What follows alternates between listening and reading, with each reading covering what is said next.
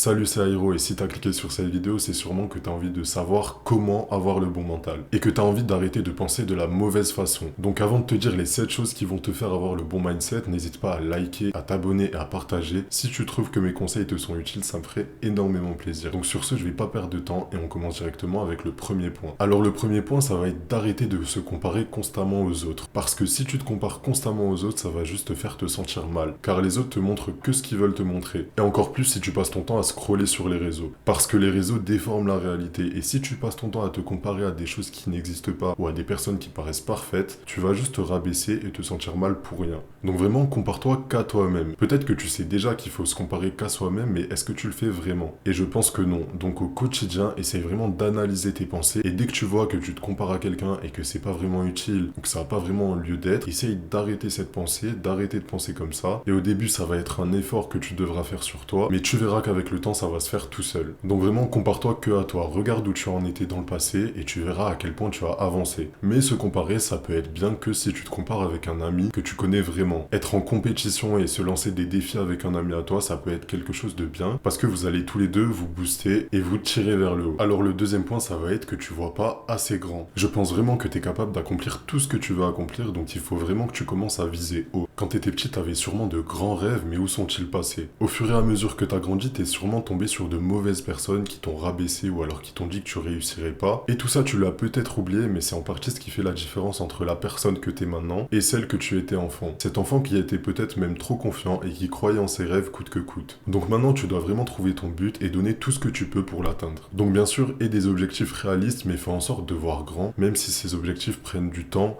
même voire des années à être atteints. Si tu veux vraiment quelque chose, il suffit de mettre en place les actions qui vont te faire avancer vers ce but avec un plan, d'attendre et de ne pas abandonner trop vite car les bonnes choses prennent du temps. Donc le troisième point, ça va être que tu es trop pessimiste. Donc arrête d'être un doomer, arrête de voir tout le temps que le mauvais côté des choses parce que ça va te mener nulle part. En étant négatif et en râlant tout le temps pour rien, tu vas pas avancer. Et ne dis pas que ta vie est prédéfinie et que ta vie est toute tracée. Et aussi, dis-toi toujours que tu dois être positif quoi qu'il arrive. Bien sûr que tu as le droit d'être triste et que tu as le droit d'être pas bien s'il y a quelque chose de vraiment marquant qui se passe dans ta vie, mais tu dois pas t'enfermer là-dedans. Tu dois pas en profiter pour abandonner ta vie et juste faire le minimum. Et quand tu es dans cette situation où t'es pas bien, tu dois vraiment essayer de remonter le plus vite possible pour pas que ça devienne une habitude. Et le but, c'est quand même de se sentir au mieux le plus souvent possible. Donc arrête de broyer du noir, arrête d'être en colère contre la vie et tout simplement accepte-la telle qu'elle est. Sois positif et souriant, sociabilise-toi, évite de rester enfermé dans ta bulle de solitude et de haine.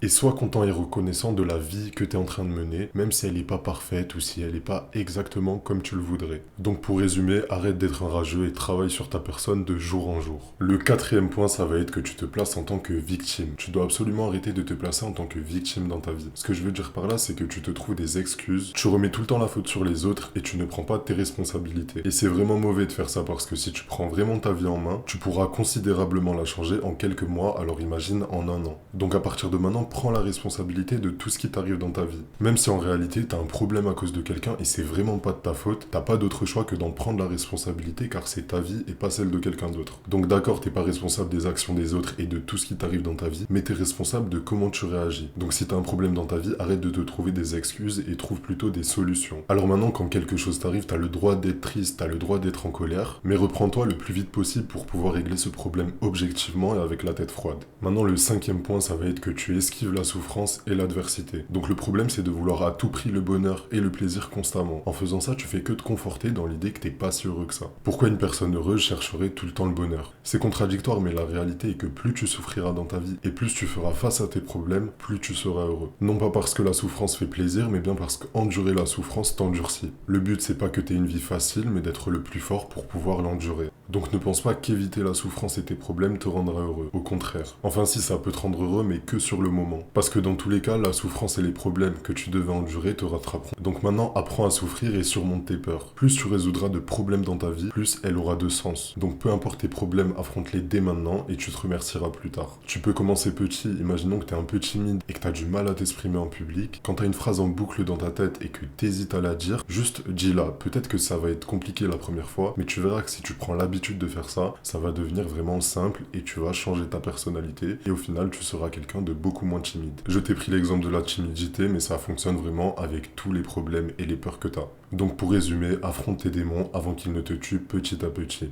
Alors le sixième point, ça va être que tu n'es pas assez patient. Avec les réseaux, les fast-food et notre société actuelle, on a tendance à tout vouloir tout de suite. Du coup, t'abandonnes trop vite et t'as pas assez de volonté. Donc t'as pas ce goût de l'effort et du travail et tu veux le résultat sans fournir les efforts nécessaires pour atteindre ce que tu veux. Et en même temps, quand tu regardes les réseaux, t'as l'impression que tout le monde réussit et que la vie des autres est plus simple. Mais comprends bien que même si t'as l'impression que leur vie est parfaite et que t'as l'impression que tout leur est tombé du ciel, ces gens restent humains. Et ils ont eux aussi des problèmes dans leur vie et elle n'est pas toujours toute rose. Eux aussi, ils ont dû être patients et travailler dur pour arriver là où ils en sont. Et tu peux pas atteindre le succès du jour au lendemain. Donc comprends bien que les deux seules choses qui te séparent du succès et la vie que t'aimerais, ça va être le temps et le travail. Dis-toi que tous les jours, si tu travailles sur toi et sur tes projets à fond et que tu lâches rien et que tu es patient, c'est impossible que dans un mois, voire un an, tu sois au même point. Au contraire, tu auras forcément réussi tes objectifs. Donc comprends que les bonnes choses prennent du temps, sois patient et arrête de tout vouloir tout de suite. Et le septième point, ça va être que tu n'acceptes pas l'échec. Il faut vraiment que tu aies confiance en toi, donc crois en toi et en tes capacités même si tu échoues. Sois persévérant et lâche rien. Dis-toi que l'échec est un apprentissage et accepte-le car il est inévitable. Et en même temps, si t'échoues pas, tu peux pas espérer gagner. Et n'oublie jamais que le seul échec est de ne pas essayer et d'abandonner avant même d'avoir commencé. Pour avoir une mentalité de gagnant et avoir le bon mindset, il faut que tu arrêtes de te comparer aux autres et que tu te compares qu'à toi-même. Il faut aussi que tu arrêtes de voir petit et que tu vises grand car tu es capable d'accomplir de grandes choses et tu peux réussir tout ce que tu as envie de réussir. Pour avoir le bon mindset, tu dois aussi arrêter d'être pessimiste et négatif tout le temps. Donc sois confiant et arrête de broyer du noir. Et aussi, si tu espères réussir dans ta vie, tu dois accepter la souffrance et surmonter tes peurs. Et enfin, tu dois être patient et accepter l'échec. Donc voilà, je t'ai dit quels étaient les 7 points pour avoir le bon mindset. Et si ça t'a aidé, n'hésite pas à liker, partager et à t'abonner, ça me ferait énormément plaisir. Et si t'as envie que je te parle d'un thème en particulier, n'hésite pas à le mettre directement dans les commentaires. Sur ce, c'était Airo et moi je te dis continue à travailler sur toi.